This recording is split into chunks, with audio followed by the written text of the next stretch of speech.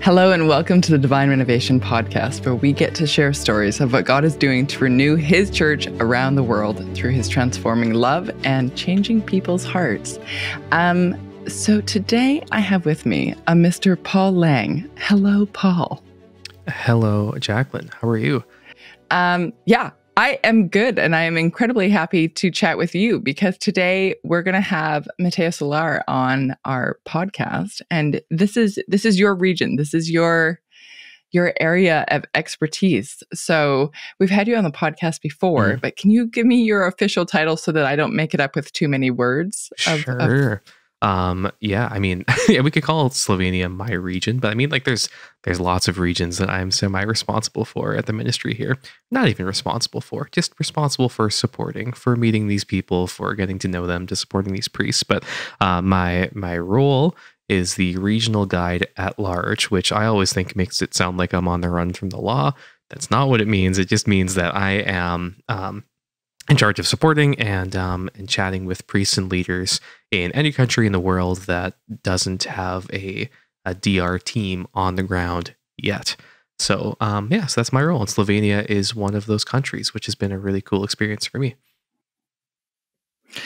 So for people that are listening and going, the regions outside of it. So basically you cover any country that is not the US, Canada, the UK, Germany, and Australasia, but the rest of the world is your oyster. Yes, it's a very big oyster, and but it's been fun. And yeah, I've got to meet a lot of really, really cool priests and leaders, and it's cool to hear the stories of what God is doing all over the world, because He's doing things all over the place. And sometimes I forget about that because I don't leave Halifax, let alone my bedroom sometimes where I work from. So it's neat to hear all the things that God has been doing in all these different countries. And yeah, it's just amazing to see these leaders and these pastors and these priests all coming together for this kind of common mission and applying things that, worked in one context and taking them and applying them to their own context and seeing really great fruit and trying new things and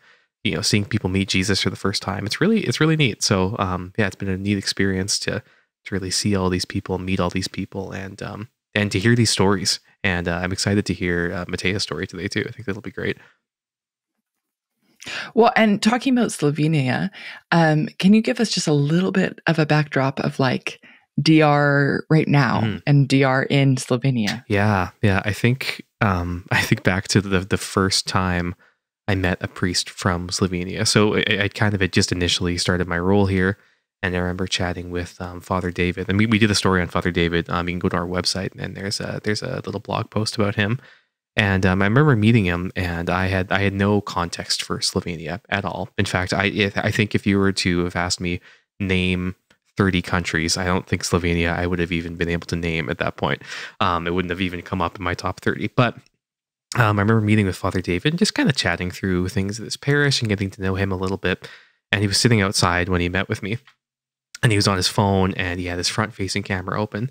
And he said, "Let me just show you where I am right now." And he flipped his camera around, and what I see is this, big, wide open, beautiful green space. He's like sitting on the side of a hill. There's big trees and forests everywhere, but like dotted around are all these little Slovenian towns, and there's big, mountainsides and stuff like that. It was just gorgeous.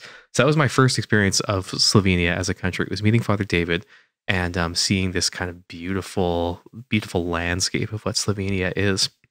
And so from there, I've gotten to know a number of priests over in Slovenia. We do group coaching at Divine Renovation, and we have done, I think, 3 cohorts of Slovenian priests who've journeyed together with a DR coach, with Mateja as well.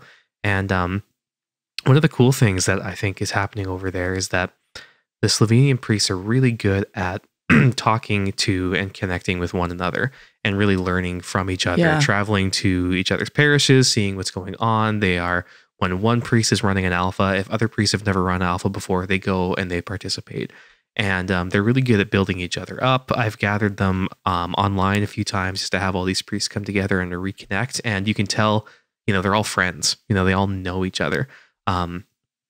And it's not just the priest too. I mean, there's even a bishop who comes with these calls, who took part in Kickstart with these priests as well. So it's been really neat to just see like the brotherhood that these priests in Slovenia have. And I don't know if that's a specific cultural thing or what that looks like, but there's something really beautiful about that. You could tell that they really are friends, and they really do build each other up. So I think that's a really special thing about Slovenia. I think that's such a bang on intro to Mateja in a lot of ways, because that's one of the things that stood out to me as well, is that I had met Father Simon, her parish priest, and Father David that you mentioned in another city, as well as a few other priests, and then also actually Sister Alenka, who's working in the same parish as Father Simon.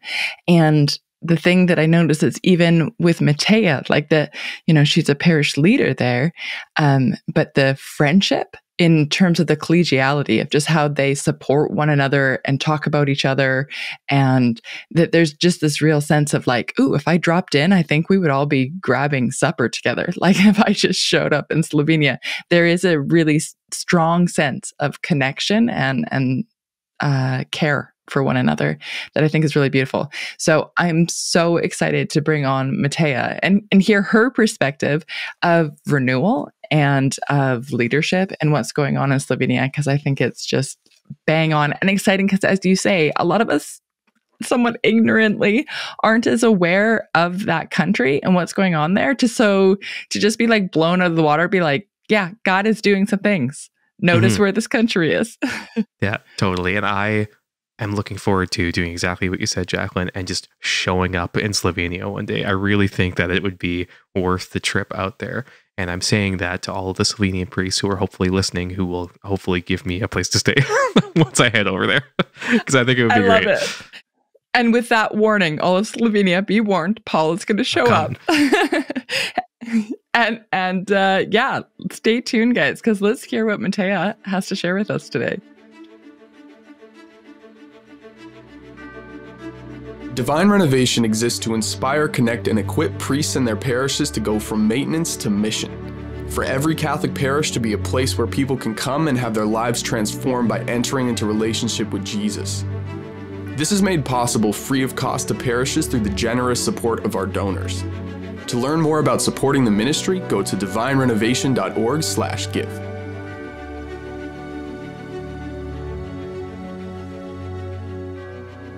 Hello and welcome to the Divine Renovation Stories podcast, where we share stories of parishes being renewed and people being transformed by the power of the Holy Spirit and the love of Jesus.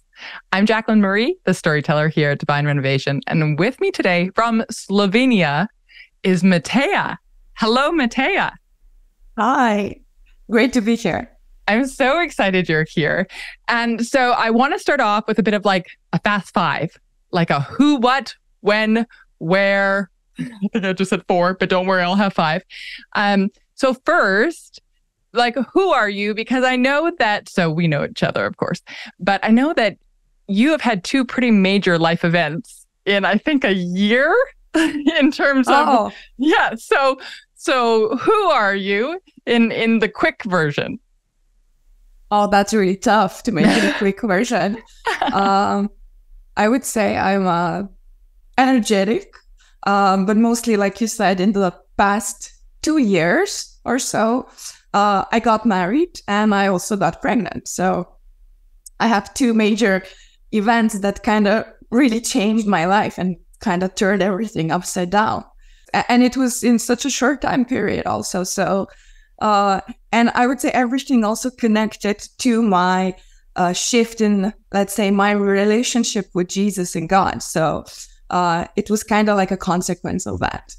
Okay, that is fascinating. I'm going to put a pin in that so that I remember to follow up, because I want to know more about that. But to stay true to my fast 5, now, where are you for people? I've said Slovenia, but I have not been more specific because, to be honest, I don't know if I could pronounce the name of your city. So go ahead and tell us where you are. So I personally am from a really small village next to the city of Slovenj Gradec. This is in Slovenia, like you said. And just for the people who don't know, Slovenia is not Slovakia.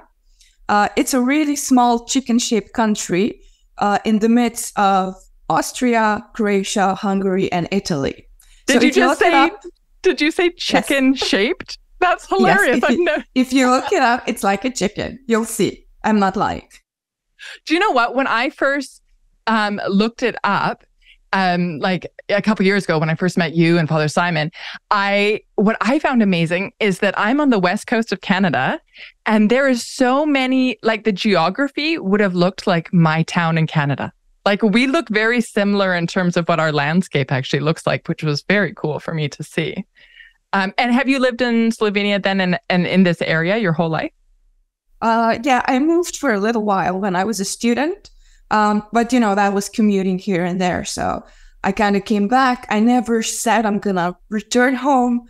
But, God's plans are not our plans. So it just kind of happened. So I'm back.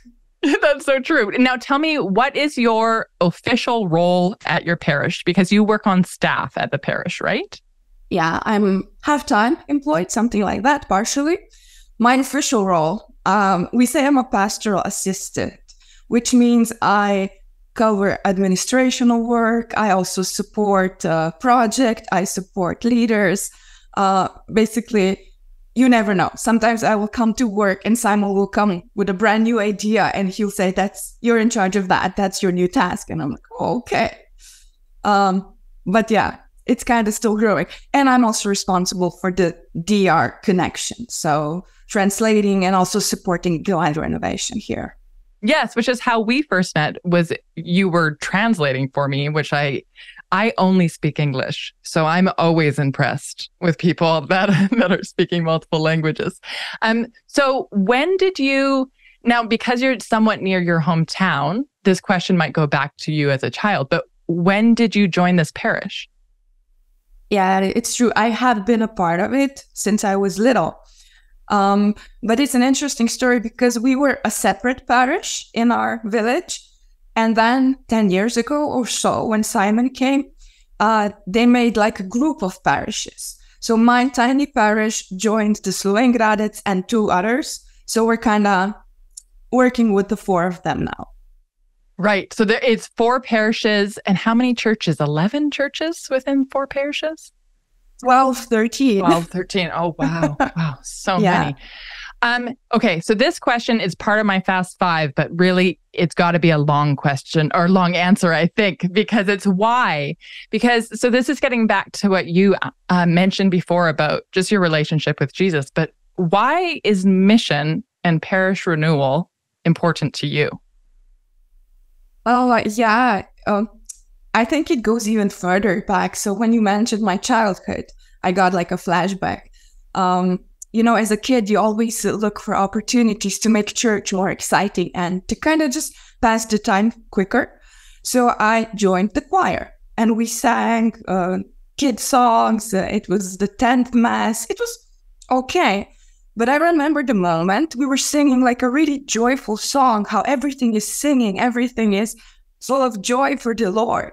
And when you look at the people, when I looked down the church, everyone was so strict. Everyone was so, serious. And I thought, this is not what we're singing about. People should be happy. People should rejoice in our religion and in our faith. So even from that time on, I was always seeking, searching for my kind of a religion or the form that I would feel content and pleased with. And I wish for everyone to be able to experience this. So a live church, an open church, a place where you really feel welcomed and at home. Yeah. Yes, totally. Okay. So one of the things that I love about working at Divine Renovation is learning about what God is doing in other countries. So can you tell me, you mentioned that Father Simon came about 10 years ago. Can you tell me kind of where the parish was at before that? Why was renewal needed? So I remember at that time I was a youth leader, and we had a priest who really wanted to have everything under control. So he was present, at every meeting we had. He had to know about everything. He had the key to the parish rooms or classrooms or whatever. So we could never actually use it freely. We could never work without his supervision, if I may say so. But it was also really traditionally focused. So there was a lot of renewing and maintaining the churches and other establishments. And many of these traditional groups, I really love prayer groups, but it's just not for me. So I won't join a rosary prayer group, let's say. But that was all we had to offer at that time. So for me, it was really like, there were no places where you could bring people, where you can invite your peers, where you can maybe invite young families. So I think that's why we really needed that shift. If I may cite Simon, he often likes to say that much energy was invested into certain groups, into certain people or leaders, but there was just no fruit. So we were seeking a fruitful church, something that would help us grow, that would help us bring other people to Jesus. And I'm curious too, because you mentioned that it was about that time that Father Simon came. So when he came, is that also when the parishes, I don't know if you would use the word amalgamated or merged or were grouped together, but that's basically when that happened. And why was that? Was that because of lack of numbers in the parishes, lack of vocations to place? Here, I would say definitely the problem is lack of priesthood. So we don't have many young priests, and the ones that are active, like if I look just at our diocese, I would say more than 3/4 of the priests should be retired by now. Oh, wow. Wow. So the average age would be 65 to 70. Okay. Yeah. Wow. So that was a lot of changes right when Father Simon came. So can you tell me a little bit about him for listeners that don't know? Like for me, I have to say, I often, because I now know a few priests in Slovenia, and Father Simon, do you know who I always say he reminds me of? Is John the Baptist, like St. John the Baptist. Because there's like this like wildness to him that I just find delightful. But you tell us a little bit about your pastor, which is it Župnik? Is that how you say it? Župnik. Yeah. For him, I would say he's definitely a really strong leader. So this is his strength in being a good leader. And he also has quite a, what's it called? I forgot the word, prophetic. Yeah, I would say he's quite prophetic and he has role in his calling. So he always has a lot of ideas. He always has a lot of energy.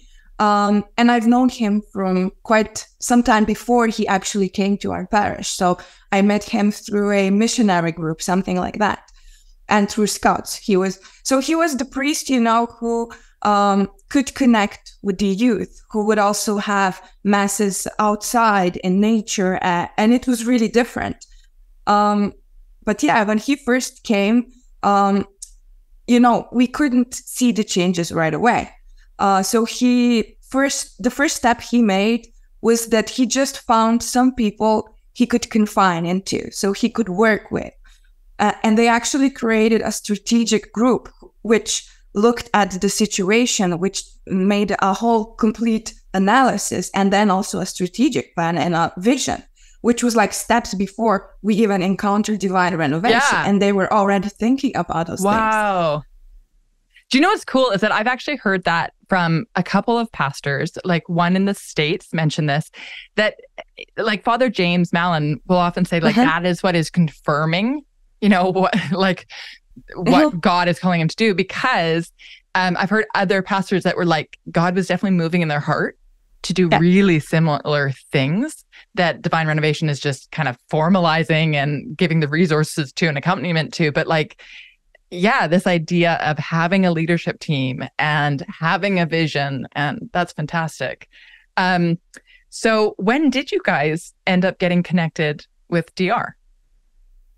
Oh, so the first steps, I was actually not that active at that time. I was I would say, my furthest away from God.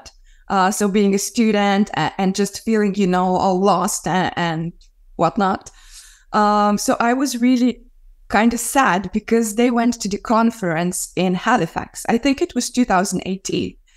And, I was just thinking, I'm so good at English. Why aren't they taking me?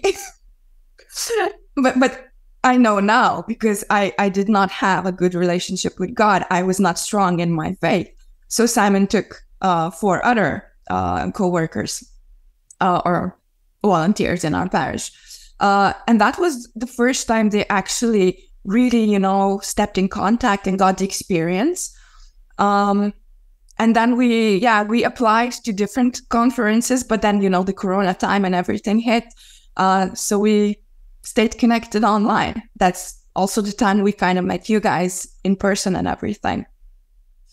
And through that, not only did your parish and Father Simon get accompanied with DR, but you guys have really kind of spread a bit of a movement in Slovenia. Is that right? Like, you've really opened up that opportunity for other priests and parishes. Yeah, I think what happened here is that 2 reasons. One reason was that Simon had the idea of having just all Slovenian cohort, so that you have priests who are actually in your similar context situation, and he thought this will help them grow and experiment better than to have like a really mixed group. And also the second was language. So not all of them were comfortable expressing themselves in English, and that's where I stepped in. So I stepped in with translations for the first time. Yes. Do you know what? I'm remembering this a bit like a dream, but back when I originally got in touch with you guys was because I was being told there is this Slovenian coaching cohort. I was like, oh, I want to sit in on that.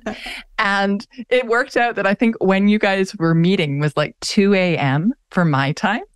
And I have all these funny times. This has only probably happened 3 times in my role where I've done a meeting at 2 a.m. But then I go back to sleep afterwards and it becomes like a foggy dream. Like, did I meet the Slovenian priests or did I dream it? So I do remember that. So I love that this movement is not just happening in your parish. It's happening like across your country. And it's a country that is smaller. Like, how long does it take to take the train from one side of your country to the other? Well, you can't take the train because we have horrible public transport. Oh. But you can take your car. And I say in around 3 hours, you can be from one side to the other. So you can go from mountains to the seaside.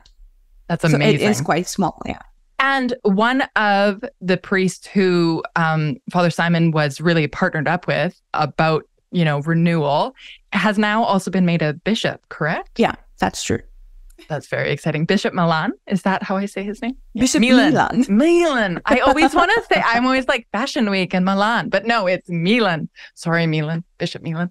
No problem. Yeah. He was part of the first cohort.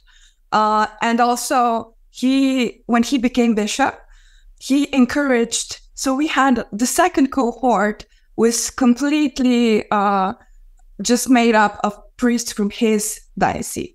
Wow. So there were 5 priests and they were all under his reigning, or how should I say?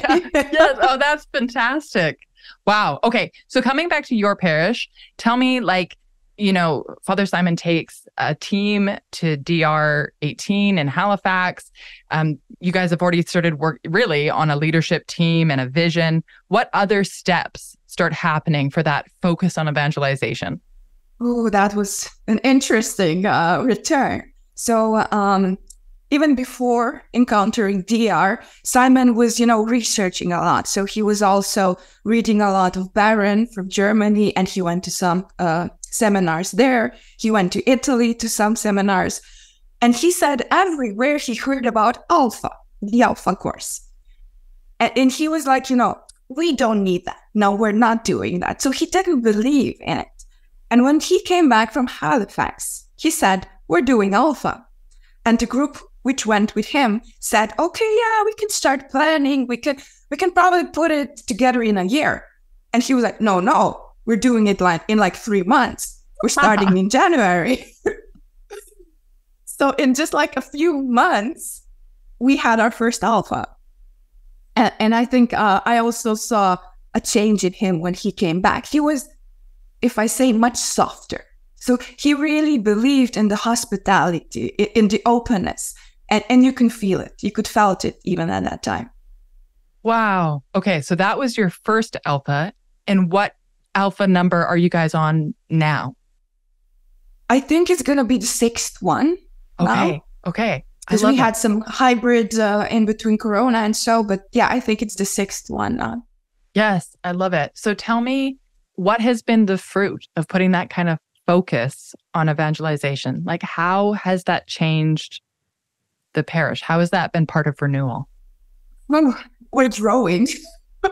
That's one start, one, I would say, a big fruit we can actually see. So we have many more people who want to get engaged in church, who want to serve, who want to give something in return, which is also giving us, let's say, some headaches. We need to restructure. We need to look at our groups and everything. We need to reorganize, you know. And the thing we talk about, let's say in DR, so how the priest should not support more than 5-6 people. So I was just doing some, I was listing all the groups, you know, and all the leaders. And I think Simon pops up in like 10, and I'm not even half through it. So we're seeing that we need to spread this out, that we really need to find leaders who will be able to support instead of our main priest or other priests. But definitely, I would say, so the growth and also the stories, the changes that happen in people. Just last Alpha, I remember one of my neighbors. So this old lady who was great, but she was always, you know, a little bitter, if I may say so. And I saw her come to Alpha. So it was like the 4th or 5th Alpha we organized. And she was completely different after it. She softened up like Simon, you know. And I could feel that change in her. When I meet her and I greet her, she is different and she understands. That's also something I would say, that many people who didn't understand what we're doing, who said, you want to ruin everything, you want to change everything and turn it down, they come to us and they say, well, now I understand. I know what you're doing. Wow. So, like in the case of your neighbor, was she like regularly attending Mass beforehand, or she just was invited somehow to Alpha? She was a regular Sunday person, so she would attend Mass, but just the traditional stuff. And her daughter, she was really engaged in this new evangelization. And, you know, so they always had this dispute how she didn't understand why she has to spend so much time in church and why she just dedicating so much energy and everything to it. And I think so that shift was made. Now she understands a bit better. Because her mother then had her, like this neighbor lady had her own encounter, which is so powerful. I also love how you're speaking to the fact that with growth comes challenges, because you're, you know, that you were speaking to delegation, really, that Father Simon, as overseeing, you know, a handful of leaders, it's not that he's not still overseeing everything, he is, but through those handful of leaders that then oversee other leaders that oversee other leaders, so that one person isn't just being buried with it. Which I think that opening image you gave us, and I say this with all respect to your former priest, but of, you know, the former priest that held the key to every room, to everything, that really you're always going to be stuck if one man has to be the key holder to whether or not the door can be open to people coming in. That's always going to limit where your church can grow and how many people can be welcomed. Because one person can't be at all unless they're Jesus. So exactly. I did used to assist a pastor in Vancouver, which is a city not far from me, back when I was in my 20s. And he was young and he was so lovely, but he had a tendency to take on way, way too much and burn himself out. And I remember one time I said to him, I was like, I think that you think that you're Jesus. You can't do it all. And then afterwards, I was like, sorry if that's disrespectful. But and he was like, yeah, you're right. Because it's that sense of like the calling can be so big that if we don't trust in the power of the Holy Spirit, we'll just, limit, our leadership will be limited by our limitations of being human instead of going, what can the Holy Spirit do when we empower other people, when we don't just trust our own strength and abilities? Like, then you get to multiply. Is there any other stories that stand out to you from just the parish's renewal and? So, I can share this one. So a friend of mine I met when I was a teenager. We went to some kind of youth leader formation together. And I haven't seen her in between for like almost 10 years. And then she came to Alpha. I was really happy for her. And I was like, oh, yeah. She is, by the way, now one of the leaders of Alpha in our parish. But last year for her birthday, she invited a group of us, or her wish was that we would come over the night before her birthday and pray for her. So we gathered. There was like a group of 7, 8 women. We had like a nice circle, and we really asked her, so what do you want us to pray for? And she just, I don't think, she didn't have luck at that area, but as an amazing person she is, she didn't have a partner. So she was alone. And we prayed for that, of course, and for all other blessings. And I think in like just 2 months or so, she actually like felt a shift, and she got together with one of her friends from like a real long time ago.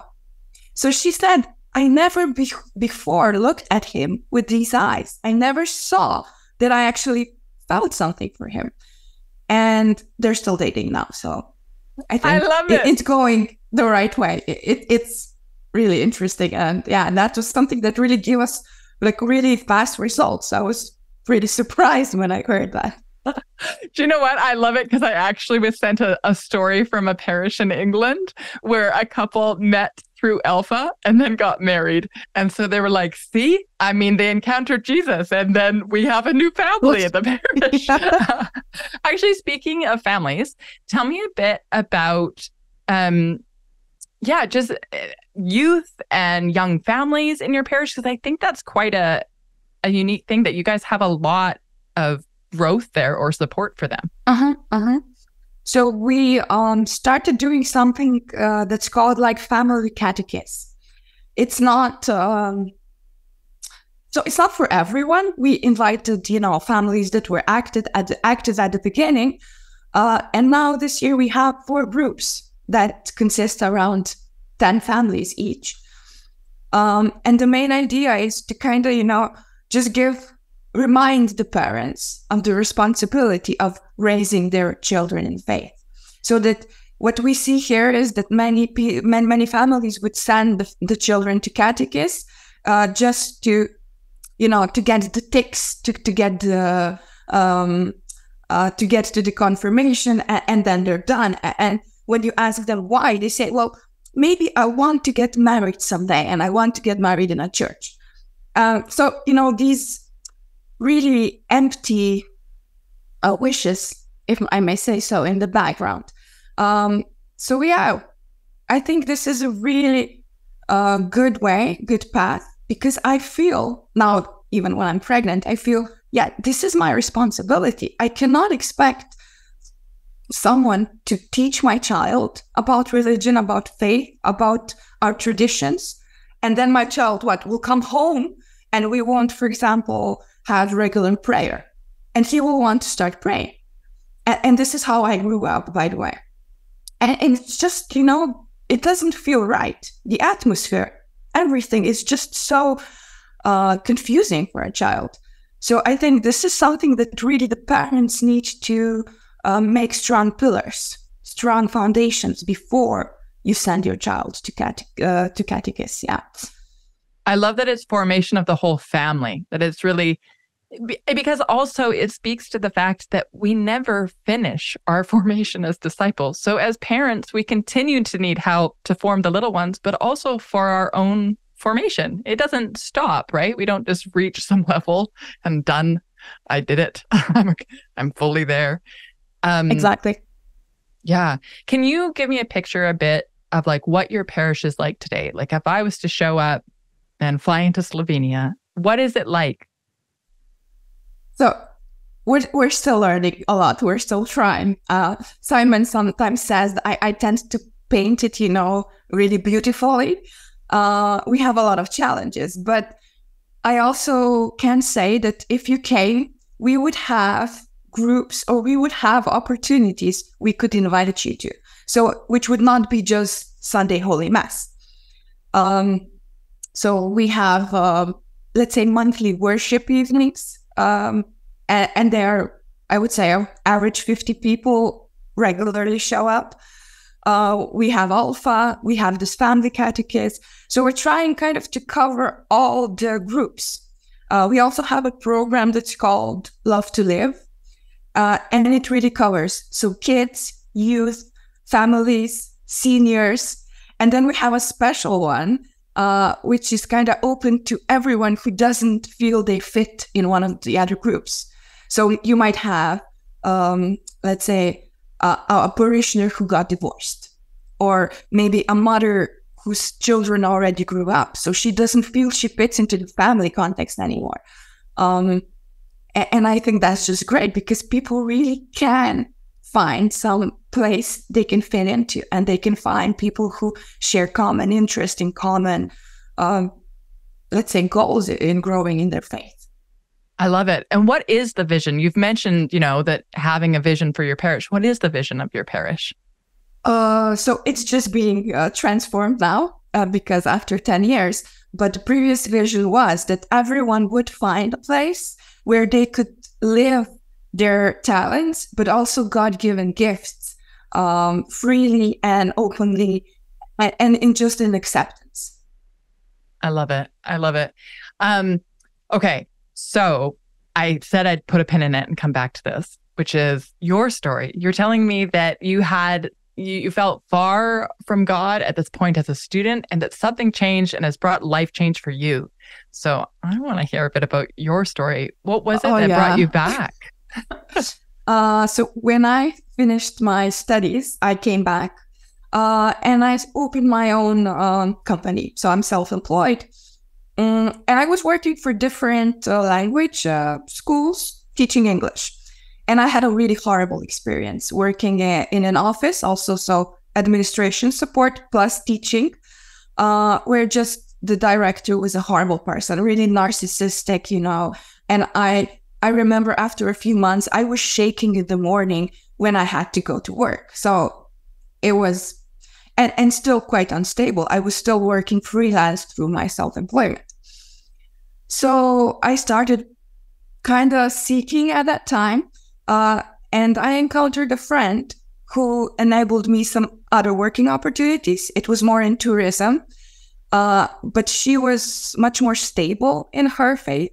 And she was the wife of one of our leaders in church. So I knew him. I didn't know her that much, but we really bonded. So after a year, we went together to a spiritual retreat just for women. And at that time, it was for the first time someone prayed over me. It was baptism in the Holy Spirit. And I got everything was turned upside down. For the first time, I really felt God's presence, like really, so certain into it. And at that time, I just said, okay, God, whatever you sent on my way, I'm just going to say yes. So that was the time when the Corona hit. And from one day to the other, I was at home without any work at all. And then after a few months during the summer, I started visiting the parish more. So encountering Simon and Sister Alenka. And somehow Simon, after a few months, asked me, Mateja, how's your situation? How are you dealing in this time? Are you okay? And I had to say, I said, no, it's a struggle. I don't have much work. And that's when he came up with the idea that I would start working for the parish half-time. And so I said, okay, yeah, let's give it a try. And then just a few months after that, he said, would you be willing to help us organize Alpha, be one of the key leaders, but also one of the hosts? I said, of course, yes, because I promised God I'm going to say yes. And then just, things started happening. I met my husband after a few months. And we got engaged after half a year, married after 1 year. And here we are. And I just think we're doing great. God is really blessing our life. So my husband, he used to work in a storage. He didn't have like a really prospering job. But somehow now he's working for an American jewelry, doing statistical analysis and helping with the online store. Okay, I'm just writing down, note to self, Mateja is my hookup for jewelry. No. just so many changes and so many blessings coming our way that for me, I just can't say God is not present and is not working in my life. I think it's so beautiful that in many ways, the story of your parish is also the story of you, which is the story of God makes way, God moves hearts, and because there's new things coming down the road, right? Like there's the gift of God's presence also comes with the responsibility of sharing. You know what I mean? Like there's something about, we could just encounter Jesus' love and keep it all to ourselves. But, especially like when you see someone encounter that for the first time, they're usually the most outspoken evangelist. Like they're the person that goes and tells everybody. And because we can't keep it in, it's too big. It's that whole thing of our cup is overflowing because we can't contain his love. And so it changed your life, which then led you to leading and serving, and Father Simon going, oh, I can empower her. And then it's going to spread to other people and then spread and spread and spread. And I just love that rippling out that happens like that. Yeah, it's amazing. And what I also see, the people so we're not raised quite traditionally like I was, they're even more open. They're just like an open book and they share their stories so freely. Because I think we still have maybe some barriers inside, or, when we grew up, you didn't want to talk too much, you were going to church. But with the new people coming, it's just a whole new level. It's so true. I completely understand what you're saying, where I'm like holding it in, and then somebody who, who's just met Jesus is like, let me tell you. I remember I went to Hawaii once for a dear friend's wedding. And so one day I was sightseeing and out on the bus, and I got lost, and I ended up sitting at this bus stop trying to figure out where I was. And this woman just came and sat next to me, and she goes, do you know Jesus?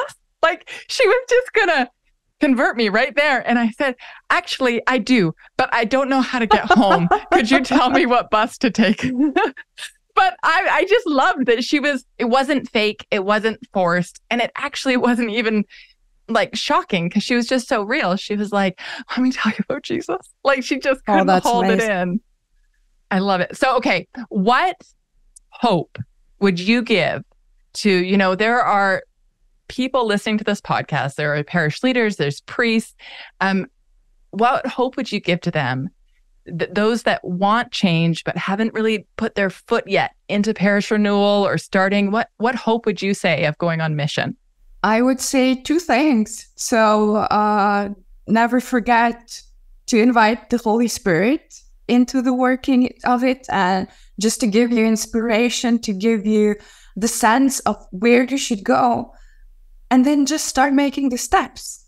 Make one step at a time. Even if it's a really teeny tiny step, it's still something. Because I feel sometimes the priests who want change, they want it all at once. And you can't do that. You have to start small. You have to start changing one thing and then the other. And then, like I said, when you see fruit in one area, you have to change the other. So when you get more people, you have to change structure. You have to work on organization, because otherwise it's just going to overflow. I love it. Trust the Holy Spirit and take the first step. Okay, before I let you go, I want to end with something that I'm calling the fun 4. So we started with the fast 5 and now we're ending with the fun 4. So these are going to be like rapid fire, and then you tell me like one-word answers. Okay, like are associations. Kind of. You'll get it with the question. Yeah. So who is your favorite saint? Oh, Saint Francis. I love it. Good answer. Okay. If you had to choose your favorite, would it be Easter Vigil or Midnight Mass? Oh, Easter. Easter. Love it. Okay. Which of the 12 apostles do you relate to the most? Matthew, of course. Okay. I love it. You're like, of course, because I'm a tax collector. No. He is my patron. Oh, I love you. Oh my gosh. That's very slow of me to not make that connection. Okay. I love it. Now, favorite, this is a very important question. Favorite dessert? I have to go with ice cream. Yes, what flavor?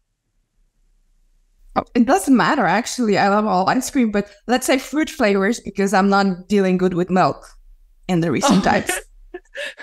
I love it. Okay, so I'll let you off the hook after those fun 4. Those were great answers, by the way.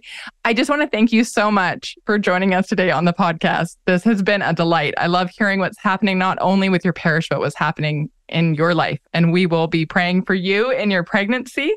And I hope to touch base again soon. Yeah, definitely be in contact. I think we have a lot in store and a lot of stories to share because we had just a traction recently. So we have the last meeting next week. And for next year, we're also planning a few things. So if you don't know yet, just ask Paul. He has everything listed. I love it. More stories are coming. Okay, wonderful. Well, have a wonderful rest of your day, Mateja. Likewise. Thank you.